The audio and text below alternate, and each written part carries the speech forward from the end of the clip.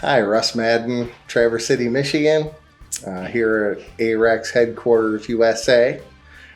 Tying a fly for y'all. It's a Circus Peanut, been around for a long time. It's one of my staple patterns and one that's been widely used throughout the world. We're going to start off here. You can use really any thread you have, and the kind of birth of this fly is more of a guide type fly. So you really got whatever you got, you can make with this. You can make this fly with any material you can wrap on a hook. You can tie this fly with. Here we're just using 6/0 brown, happens to be in the hook, on the bobbin rather. We're gonna start off making a tail. A couple of pieces of Marabou. Big key is not making it too thin. Kind of select a few good pieces for your tail.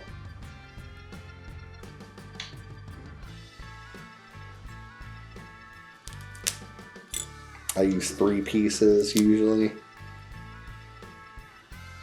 That's more by just kind of pattern. Kind of, if you always use 3, kind of just stick with it.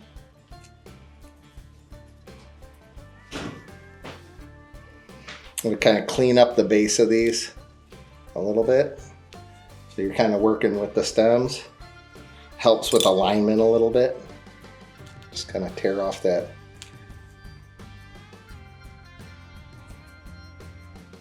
junky stuff at the bottom. And what I kind of do is I'll lay one in the middle and then one on each side. Kind of get them approximate.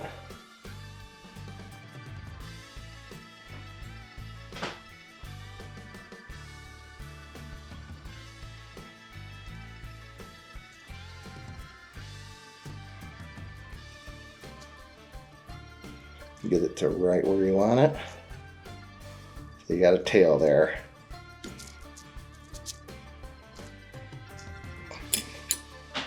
Cut off those stems.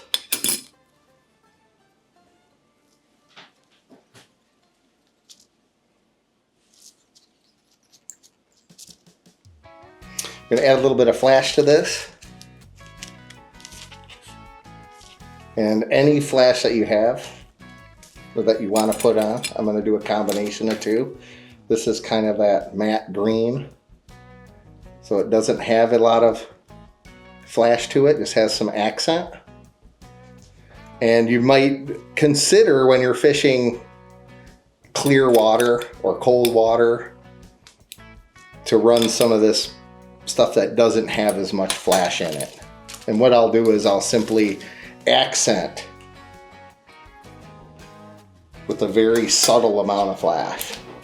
It provides like a very realistic look, especially in clear water or cold water.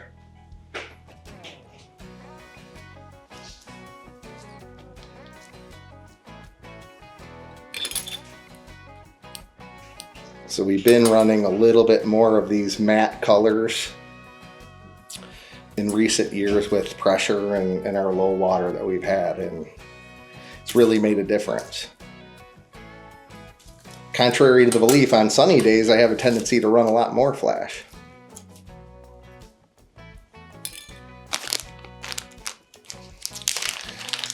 We're going to run some chenille. This is again that still water. This is that still water chenille. It's like in an olive yellow. This color is called the Painted Lady.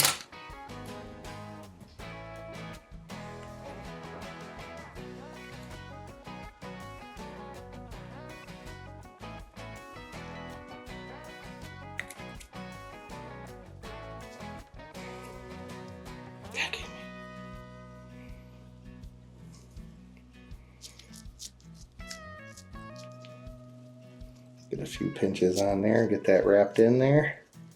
And you kind of advance your thread to about halfway.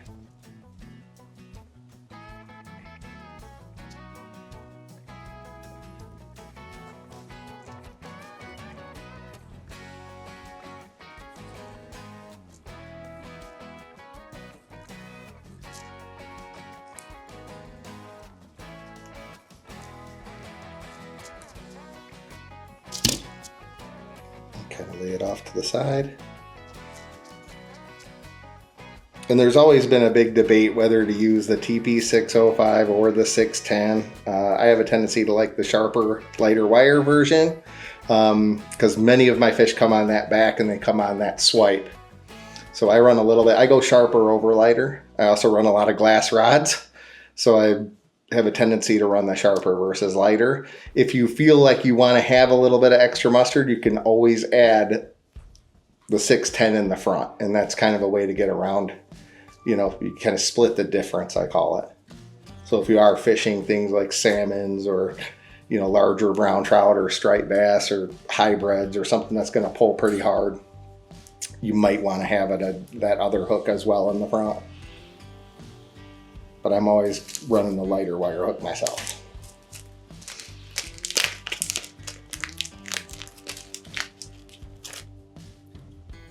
Rubber legs, we're going to put several back here. We'll do three in the back here. And you can run whatever kind of rubber you have, silicone or flexi floss or round, whatever you got.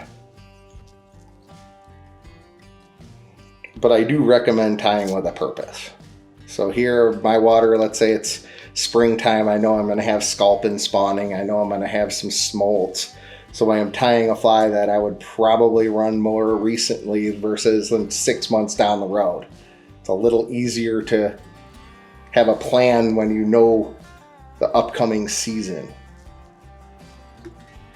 Since in spring here we have many things spawning and the fish haven't eaten all winter, you go with the most available food sources, which would be the sculpins, the night crawlers.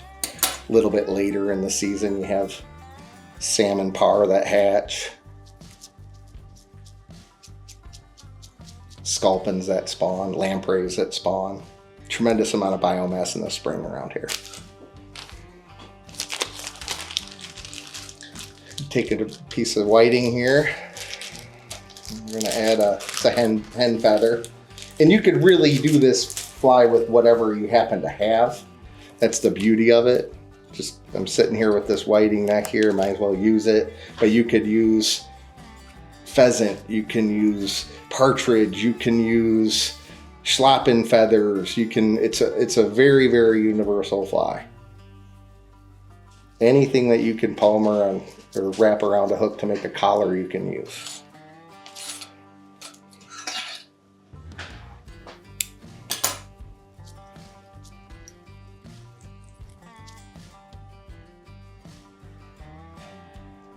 Another trick is leaving a little bit of this base here with some fluff. And that'll add a little bit of bulk to your fly. You can even do it with soft hackles and other small streamers. It makes a difference in the overall appearance of the fly. Just going to collar that around.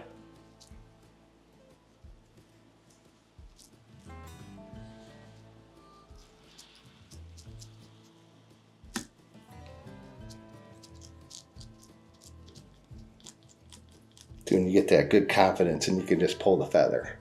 You don't have to cut it because you know you're wrapped behind it.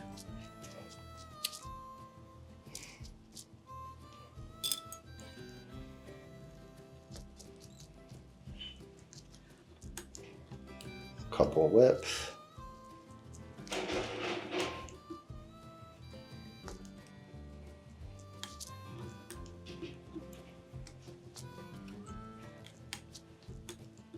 Nobody told me to stop yet. I'll just do a few.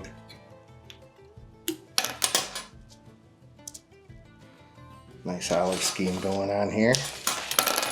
Now we're going to do our rear hook here, and I'm just using mono. Now, it's a huge debate whether to use mono or wire. I have a tendency to use that mono more than wire simply because I've had wire fail. And not because of a brown trout's going to shake the thing loose or a pike's going to bite it in half, because after you use that fly and that wire gets the integrity degraded on it, you're going to have that rear hook fall off. So I have a tendency to use the mono, especially if I'm not in the area where there's a bunch of toothy fish. It just makes an overall more durable fly. This is 30 pound and it's the SA Absolute tippet, actually, leader. It's going to take off about a 4-inch section. I'm going to thread it through. Give it a nice little tug so it creates a kind of a wedge there. Basically, it's just a point of reference. Then I'm going to go ahead and cut off the ends. They're both even. I'm going to grab 2 6mm beads for this fly.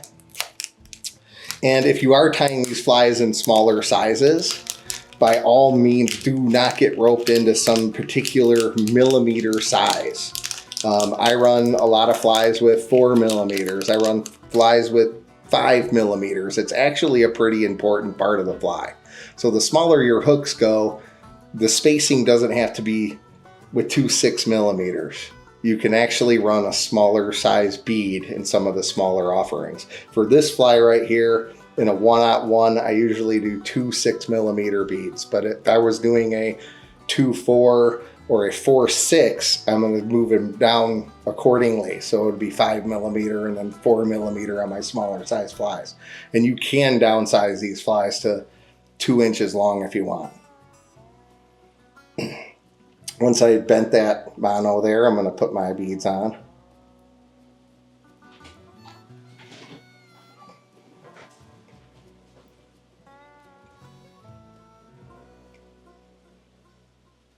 These are pretty cool beads. They're from Bloop, but they're they offer some unique colors, especially in that 6mm. In case you're wondering, why, how does he have a purple and white bead?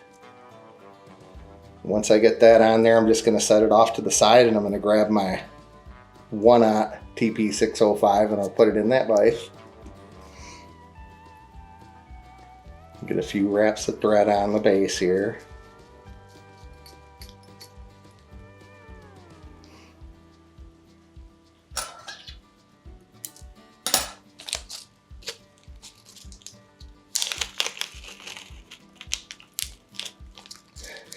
I'm going to use brass eyes on this one, but you can use tungsten, you can use lead, you can use synthetic lead, you can use plastic, you can use bead chain, any kind of eyes you want. The big trick is making sure they're on the bottom of that hook.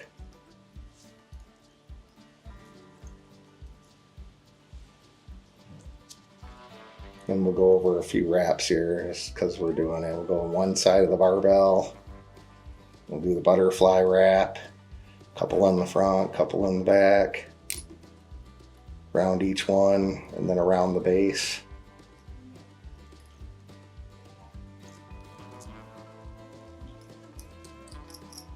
You can add a dab of glue if you want. I don't. Ideally, this fly is mangled up in a fish's mouth. And not in, customer's jacket. It's usually one of my favorites. Or anchor rope. Anchor rope's a big one too. Trees, anchor ropes.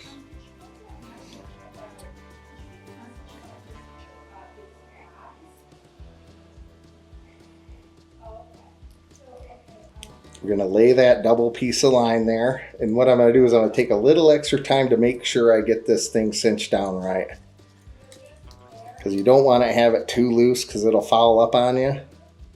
You want to make sure the integrity is there of that 30 pound to hold an angry lake rainbow or a brown trout. And get that thing ready to pull the Queen Mary. I'll lay that over and I'm going to double it back.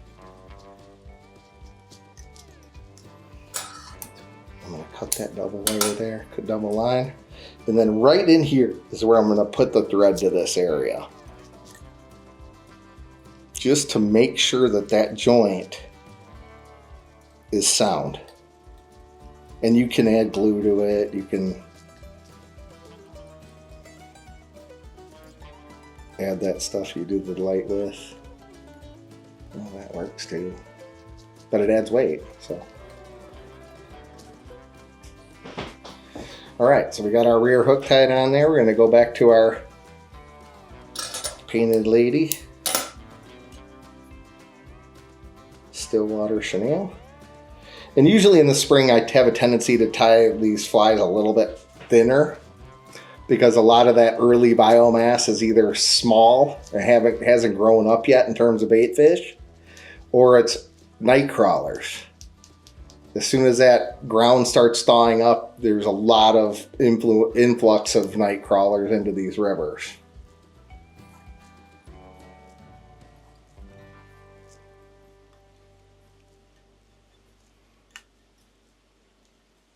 Going about halfway again. I'm going to save that on there, and I'm going to do, I did 3 in the back. I'll do four of these in the front. And you could, instead of making it kind of match, you can also make these stand out. You can use brown, dark brown, or black, or, you know, really you can do anything you want with this particular pattern. That's why it's kind of survived the ages so well. Put those legs in there. Just remember, whatever you put on here, you're going to have to cast. So, big part of it. Get it wrapped up there. We're right behind those eyes. Finish off that material.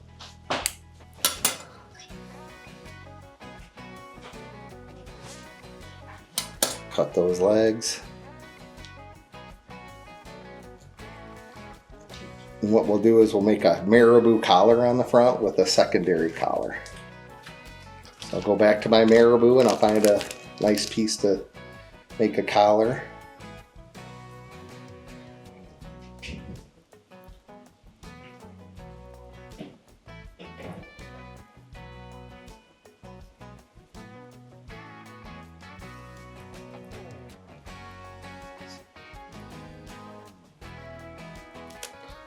It's always an art in itself, being put on the spot to pick the right feather right out of the bat.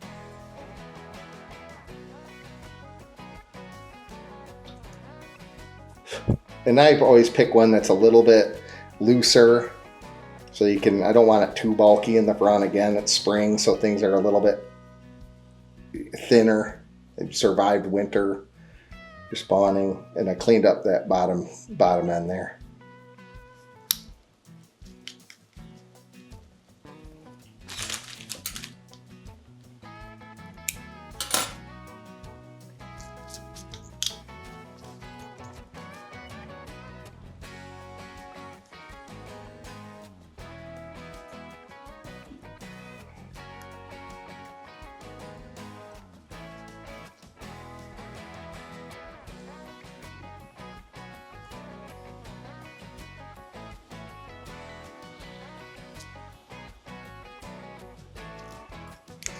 That, so you wrap it off. You did as much kind of finish off your Marabou feather in there, however many wraps it gives you.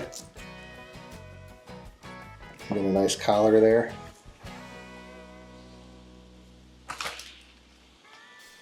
And we'll stay with this olive tone, but you can add a little bit darker material to that. You can add if you wanted to put a different color feather in the front, you can. Whether it be black or darker brown or whatever you got. And again, it does not have to be a hemback. It can be schlappen or any other material you got.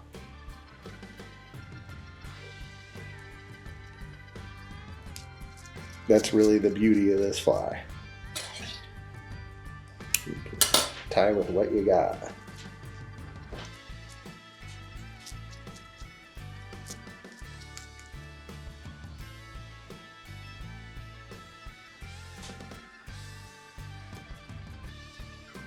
And again, I'm leaving that stem on there, a little bit of that fluff.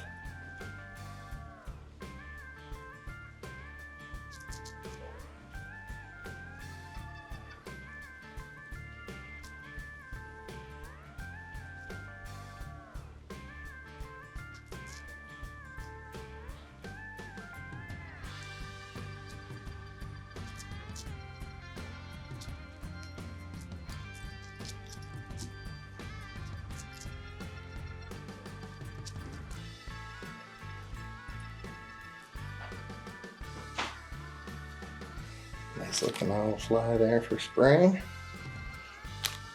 Now Now we're going to make a little head on this fly. We're just going to go back to the chenille we've been using, but like I said, you can use any type of material to figure eight through this head here, and figure eight through this fly and create a head for this fly.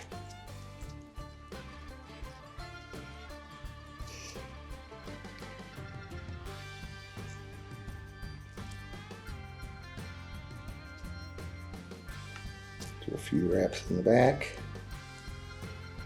Then you kind of figure eight right through those eyes.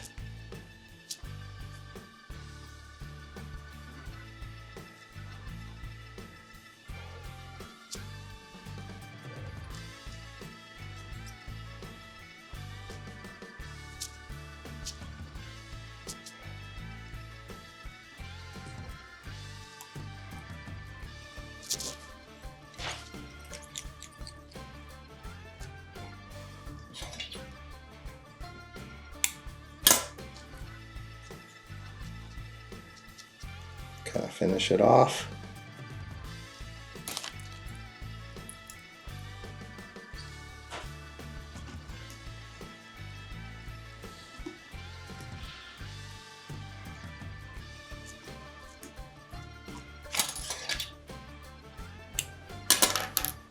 There you have it. Olive peanut.